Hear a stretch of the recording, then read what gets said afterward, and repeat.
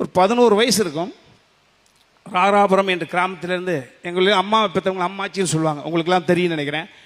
அம்மாச்சி விட்டு விசேஷத்துக்கு நான் போவேன். என்னிடம் உள்ள தனித்திறமை இன்று வரை காப்பாற்றிருக்கிறேன். அதில் தான் சொல்கிறேன். உங்கள்கிட்ட ஒரு தனித்திறமை என்ன இருக்கும் அதை கண்டுபிடிங்க. 5 6 இருக்கும், அலசுங்க, 4 ஆக்குங்க, 4 சுருக்குங்க, 3 ஆக்குங்க, 3 சுருக்குங்க, 2 1 மிஞ்சும். யாரிடம் இல்லாத ஒரு குணாதிசயம் இருக்கே, அந்த குணாதிசயம் என்னிடம் இருந்தது. அது என்னத்தை இப்போ சொல்கிறேன் பாருங்கள். எங்கள் அம்மாச்சி ஊருக்கு எங்கள் அம்மா கிட்ட காசு வாங்கிட்டு புல்வயல் அப்படின்ற ஒரு கிராமத்தில் போகணும். 6 கிலோமீட்டர் நடந்து போகணும்.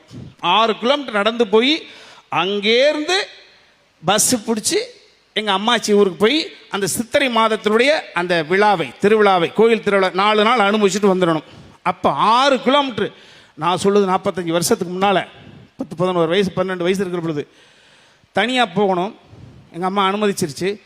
10 காசுக்கு பட்டாணிகளில் வாங்கினா பழைய தினத்தந்தி பேப்பர், தினமணி பேப்பரால் தினமலர் பேப்பரை கொடுத்துருவாங்க, அப்படி வச்சுருப்பாங்க.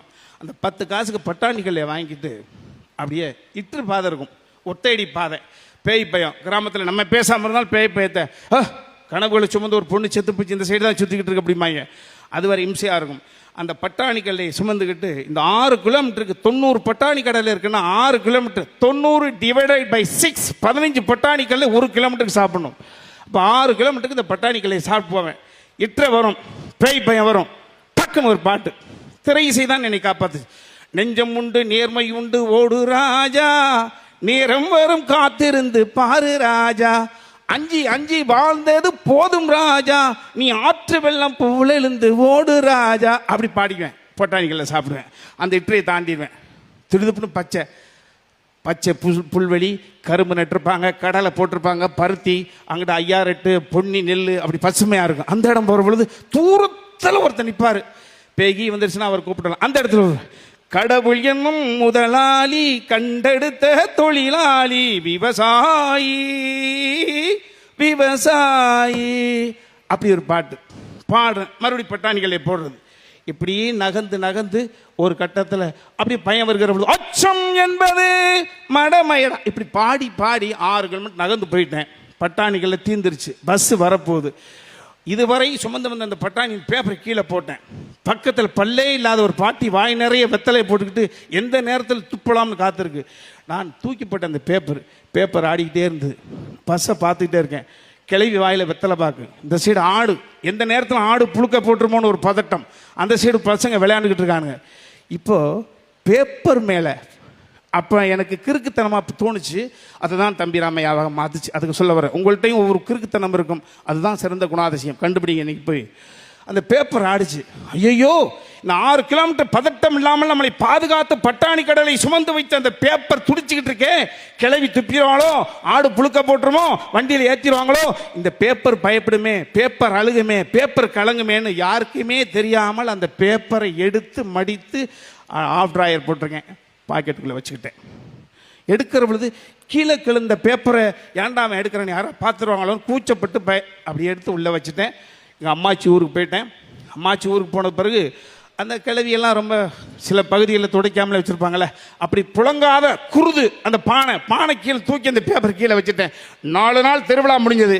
பேப்பரை கையில் எடுத்தேன். அதே மாதிரி பாக்கெட்டுக்குள்ள ஒன்று வச்சு இங்கே மைக்கேல் பிள்ளை ஐயா அவங்களோட கடை முன்னால் கூட அந்த பேப்பரை போட்டேன்.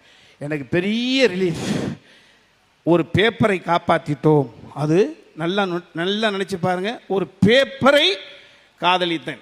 அது நம்மளுக்கு ஒரு விசுவாசத்தை பேப்பர்கிட்ட காமிச்சேன். சில காலங்கள் முடிஞ்சது. ஒரு புத்தகங்கள் படிக்க ஆரம்பிக்கிற பொழுது வாடிய பயிரை கண்ட பொழுதெல்லாம் மனம் வாடினேன். வள்ளலார் சுவாமிகளுடைய குறிப்புகளை படிக்கிறேன்.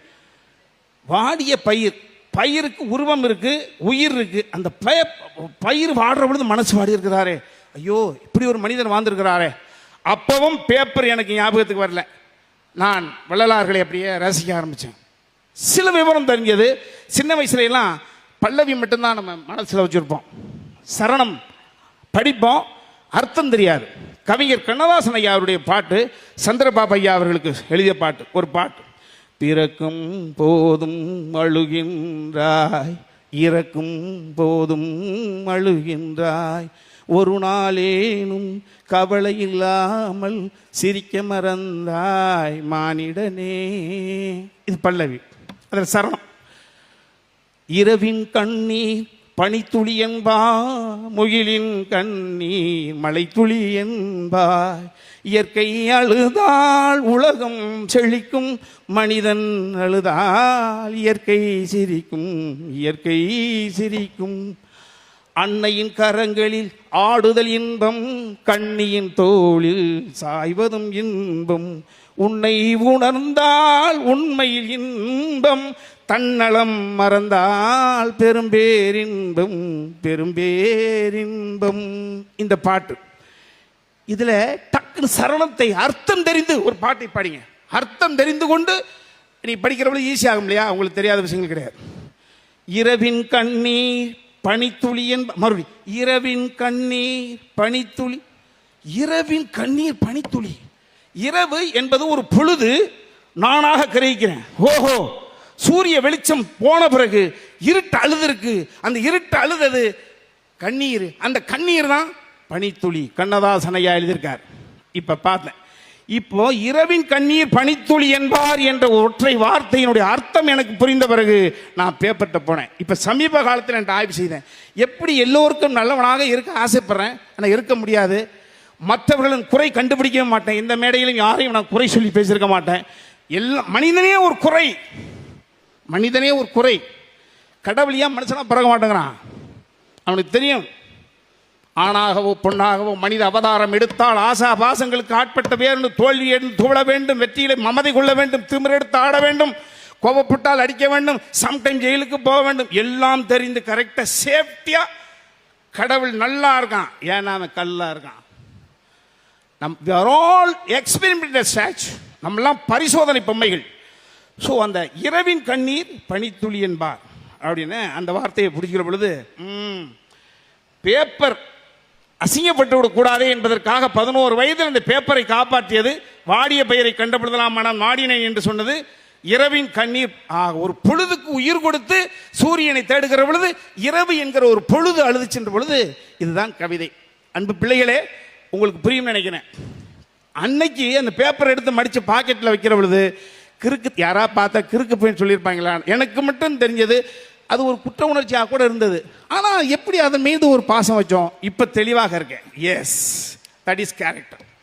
யார் மீதும் குறை காணல், யார்கிட்ட வேணாலும் குறை கண்டுபிடிக்கலாம். மன்னிப்பதற்கான மனசை மட்டும் நீங்கள் ப்ரிப்பேர் பண்ணி வச்சுங்க. என்ன ஆனாலும் சரி, ஆர்கியூமெண்ட் பண்ணுவதற்கு கூட அண்ணன் தம்பி வேணும், சண்டை போடுவதற்கு கூட சம்சாரம் வேண்டும். தனிமைப்படுத்தி விட்டுறாதீங்க, கூடி கூடி இருங்க. குறை கண்டுபிடிக்காது, நிறைய மட்டும் கண்டுபிடிக்க. ஒரு தலைவர் இருக்கிறாரா, எந்த தலைவரிடம் குறை இல்லை. விவாதங்கள் நடக்கிறது, நிறையா குறையா. பட்டிமன்றம் உருவானதுக்கு காரணம் இது ஒரு தரப்பு, அது ஒரு தரப்பு. உனக்கு சரி என்று படுகிறது, அவனுக்கு சரி இல்லை என்று படும். அவனுக்கு சரி இல்லை என்று படுகிறது, சரி என்று படும். குறை கண்டுபிடிக்க வேண்டாம், நிறை மட்டும் கண்டுபிடிக்கக்கூடிய உணர்வு எனக்கு அந்த பேப்பர், அந்த விஷயம் தான் எனக்கு கற்றுக் கொடுத்துச்சு நினைப்பேன்.